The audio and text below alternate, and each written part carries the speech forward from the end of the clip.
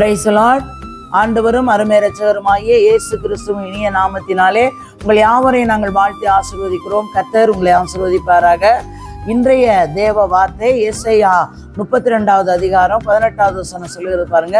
என் ஜனம் சமாதான தாவரங்களிலும் நிலையான வாசஸ்தலங்களிலும் அமைதியாய் தங்கும் இடங்களிலும் குடியிருக்கும். அல்லேலூயா.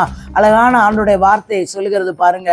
வேதத்துல உள்ள ஒவ்வொரு வார்த்தைகளும் ஆம் என்றும் ஆமேன் என்றும் இருக்கிறது. நம்ம எந்த அளவுக்கு அந்த வார்த்தையை விசுவாசிக்கிறோமோ அந்த அளவுக்கு கர்த்தர் நம்மை கனப்படுத்துகிற தேவனாய் இருக்கிறார். நம்முடைய விசுவாசத்தை பார்த்து அவர் வர்த்திக்க பண்ணுகிற தேவனாய் இருக்கிறார். அப்ப என் ஜனம் சமாதான தாவரங்களில் நிலையான வாசஸ்தலங்களை தருகிற தேவனாய் இருக்கிறார். அல்லேலூயா.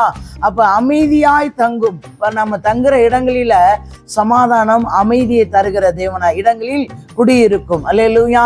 நம்மை சுற்றிலும் உள்ளவர்கள் நம்ம வாழ்ந்து கொண்டு இருக்கிற இல்லைங்களா, ஒரு ஸ்தலத்துல இருக்கும்போது நம்மை சுற்றிலும் அநேகர் இருப்பார்கள். அவர்களுக்குள்ளாகவும் சமாதானத்துக்குள்ளே நம்மளை நடத்துகிற தேவனாய் இருக்கிறார். அது மட்டும் இல்ல, 6வது வசனம் சொல்லுகிறது பாருங்க. இஸ்ரவேல் புத்திரரே, நீங்கள் முற்றிலும் விட்டு விலகினவரிடத்திலே திரும்புங்கள். அல்லேலூயா. நல்லா பாருங்க. இஸ்ரவேல் புத்திரரே, இஸ்ரவேல் யாரு? ஆண்டவருடைய பிள்ளைகள். அல்லேலூயா. ரட்சிக்கப்பட்ட பிள்ளைகள். அல்லேலூயா. அவர் தான் சொல்றாரு, ஆண்டவருடைய பிள்ளைகளை பார்த்து தான் சொல்றாரு, இஸ்ரவேல் புத்திரரே. புத்திரர்னா அப்படி அவர் சொந்த பிள்ளைகளா அவர் நம்மளை பாவித்து சொல்லுகிறார். அப்ப விட்டு விலகினவரிடத்தில் திரும்புங்கள். அல்லேலூயா.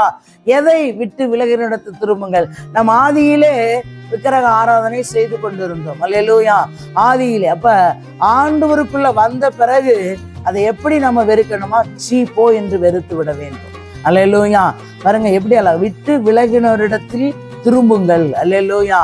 அப்ப தேவனிடத்துல வந்த பிறகு அவர் தான் தஞ்சமன் பிடித்து கொண்டவன்னா நம்மை சுற்றிலும் உள்ளவர்கள் அந்த வாசம் பண்ணுகிற இடத்துல சமாதானமாய் வாசம் பண்ண கர்த்தர் நமக்கு கிருபை தருவார். அல்லேலூயா. அது மட்டும் இல்ல, எல்லா சூழ்நிலைகளும் நம்மை கைவிடாமல் காத்து நடத்துகிற தேவனாய் இருக்கிறார். அல்லேலூயா. அப்ப அவரை உறுதியாய் நாம பிடித்து கொள்ள வேண்டும். பிடித்து கொள்ளும் பொழுது அங்கே கர்த்தர் கிரியை செய்து நம்ம மத்தியிலே, நம்ம குடும்பத்தின் மத்தியிலே கர்த்தர் நமக்காக யுத்தம் பண்ணுகிறவராய், நமக்காக வழக்காடுகிறவராய் இருக்கிறார். அல்லேலூயா. வார்த்தையை பிடித்துக் கொள்ளுங்கள். கர்த்தர் உங்களை ஆசீர்வதிப்பாராக. தகப்பனே, மை துதிக்கிறோம், சோத்திரம். கர்த்தாவே, சர்வ வல்லமை உள்ள தெய்வமே, மை துதிக்கிறோம், சோத்திரையா. நேற்றும் இன்று மாறாத எங்களுடைய நல்ல தகப்பனே, உங்களுடைய கரத்துல அந்த வார்த்தையை கேட்கிற பார்க்கிற ஒவ்வொருவரையும் கர்த்தர் ஆசீர்வதித்து பெரிய காரியங்களை செய்து வழி நடத்துங்க. இயேசுவின் நாமத்தில் வேண்டிக் கொண்டு உங்களோட நல்ல பிதாவே. ஆமேன், ஆமேன்.